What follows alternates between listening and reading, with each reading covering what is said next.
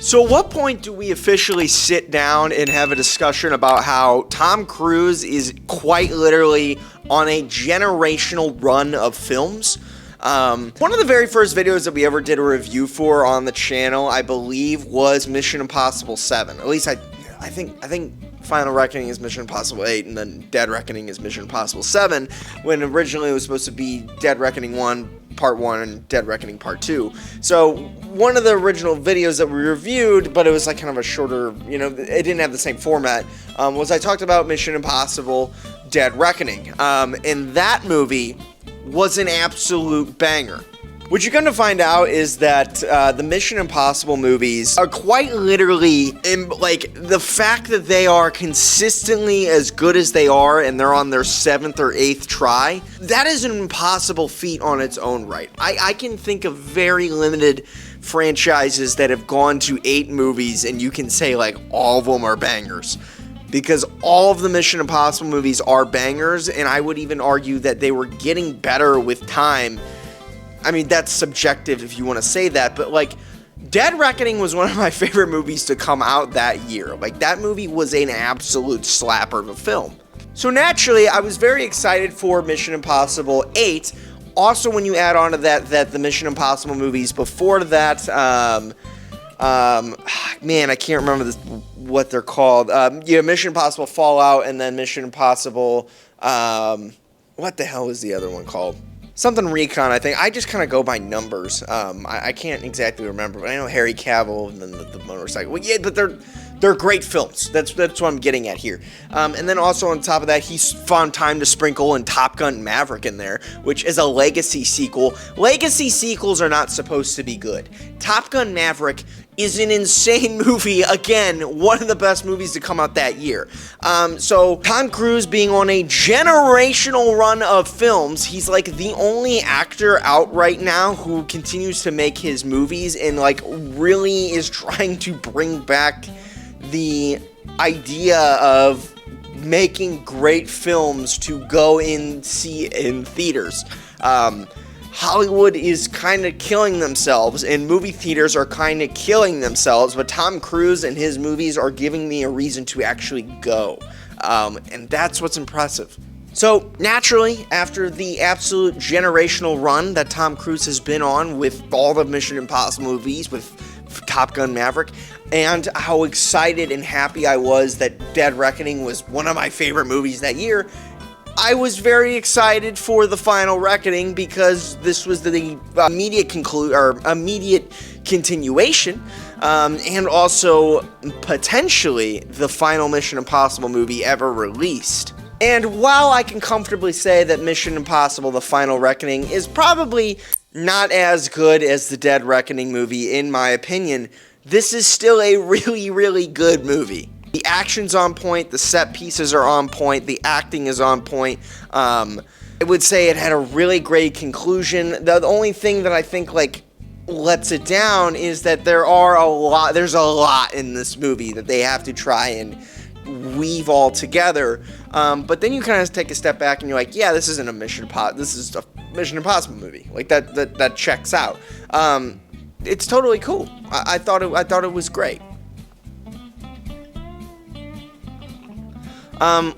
Besides that, maybe the, I'm trying to think of, like, negatives that I didn't like about that. Like, maybe, like, there was a lot that they tried to weave, that didn't really bother me that much. Maybe the final confrontation between Ethan and Gabriel could have been a little bit better, but then you kind of remember that, like, for whatever reason, Tom Cruise likes to hang on the side of airplanes when he films his movies in real life. So I guess he could have some leeway. But yeah, sick film, dude. Just a sick film. And then, yeah, if you haven't figured it out already, there's going to be spoilers, so I apologize. But also on top of that, like, they kind of left it open for potentially more Mission Impossible. But as the team kind of disappears into the crowd, very Mission Impossible style, like, if that was Ethan Hunt's last adventure, that makes perfect sense too. How Tom Cruise is over 60 years old, I have zero idea. I mean, he is in unbelievable shape. And and maybe like this was filmed a couple of years ago, like maybe that's in play, that could potentially be a thing. But yeah, like overall, fantastic film. And it felt good, like having that, having this story kind of be built out across two different films. The stakes as high as they could possibly be, and also them trying to find a way to make this seem like the Avengers Endgame of Mission Impossible movies, you know, tying all these things back to old Mission Impossible movies, even though it could have it's a retcon in a way, but it doesn't affect the other movies in any way. But also, like, you know, kind of like tying into that, like the actions that Ethan did, I believe in the third Mission Impossible, is the direct consequence of creating the entity.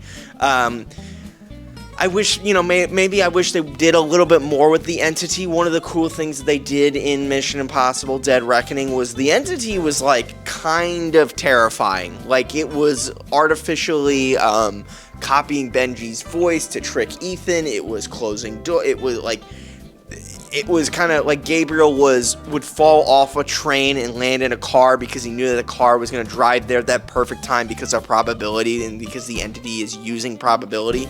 And throughout the movie, Ethan is constantly reminding people in the Final Reckoning that, like, we have to do this because it's the opposite of what the entity thinks we're going to do. It's like the least probable thing of going to happen.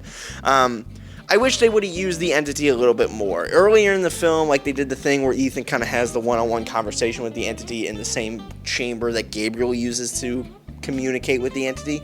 And that was kind of, like, it. Like, as far as, like, the confrontations between Ethan and the entity, or the entity altogether, until the end.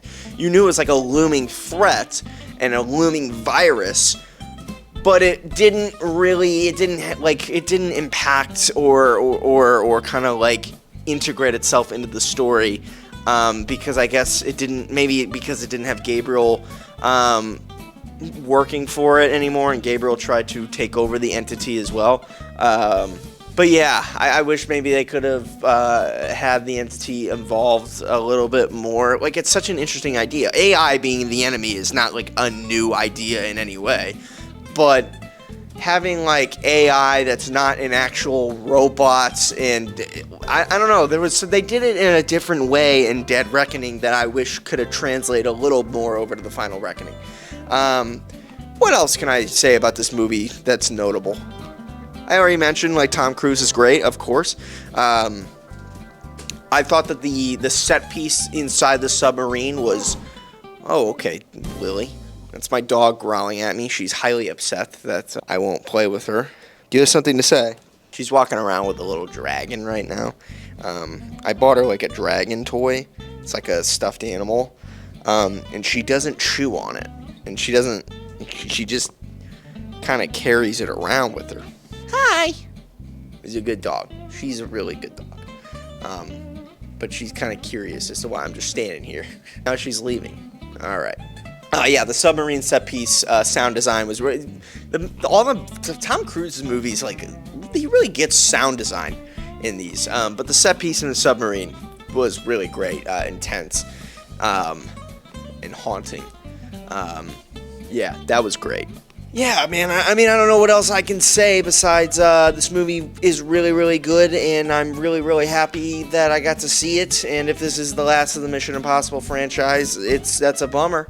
Like I said, I think I said this earlier in the video, but this doesn't just happen. Like, these movies that go on for as long as this one, trilogy and franchise-wise, they aren't as good. Like, so we should not, like, this is what Vin Diesel thinks that he's making these type of movies. Except the Fast movies are actually dog shit, and the Mission Impossible movies are fantastic. And people don't give Mission Impossible a good enough, like, don't give them a chance because they are just spy movies, and there's 8 of them, but they're different every time, and they are great every time. Like, there are really, really great movies. It doesn't seem like Tom Cruise is going to be slowing down anytime soon, because he's going to be heading, I think they just said that they've wrapped writing, or they've locked in a really good story for Top Gun 3. So I guess he's going to go into doing that. But yeah, if this is the last Mission Impossible movie, like, great run. Like, a generational run. It feels like a good, natural end. And if it's not the end, then you can continue to make more. And I don't think anybody would be mad at you, because if you, like, this is more than a money grab. Mission Impossible is a part of Tom Cruise, and it's like his movies now, and they are going to be as good as he can possibly make them, because he cares. He actually gives a shit, which you can't say about a lot of actors out there. A lot of actors want to put themselves in the spotlight and make themselves, you know, like Tom Cruise, yeah, he's starring in these films, but the great side characters are just as a part of it, and on top of that, he puts together a great cast and a great director to make sure that this movie is as good as humanly possible, and he literally puts his life on the line every time he films these movies. So, shout out Tom Cruise, dude. You know, like, I don't understand, you know, a lot of the shit you do, but hey, keep making great movies. Like, I'm never gonna be mad at it. The guy's kind of the GOAT. So, yeah, Mission Impossible, The Final Reckoning, what did you think of it? I thought it's great. I don't know if I'm gonna watch Lilo and Stitch. I heard it's not great, so I don't know if I'm gonna watch that. But yeah, hopefully you enjoyed. Got some stuff coming down the pipeline, but we'll see you guys next week. Have a safe weekend, and yeah, peace, love, adios, and bye-bye.